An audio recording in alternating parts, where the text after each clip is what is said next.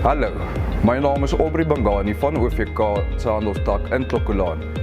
Vandag gaan ek 'n bietjie met julle gesels oor 'n besering aan diens, of soos wat julle dit ken, 'n BAD. 'n BAD vind plaas wanneer 'n personeellid beseer word in die uitvoer van hulle normale pligte in die werksplek. Dit is vir ons baie belangrik dat die korrekte kanale gevolg word en die regte prosedures uitgevoer word.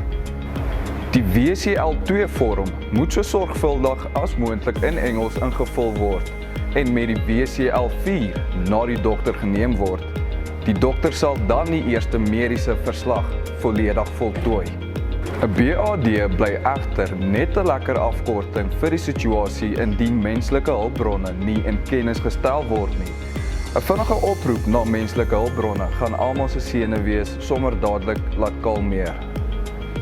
Menslike hulpbronne is verantwoordelik vir die registrasie van die geval by die Departement van Arbeid. Vir Ronel om die eis te kan registreer, is dit noodsaaklik dat alle dokumentasie binne 7 dae na die voorval ontvang word. Ek sal vir ure kan aangaan oor die belangrikheid van die vorms in die geval van 'n BAD. Daarom raai ons julle sterk aan om OVK se beleid oor die aanmelding te gaan lees. Die beleid kan op die intranet gevind word, saam met al die vorms wat genoem word. Dankie dat jy saam gekyk het, en onthou, saam bly ons veilig.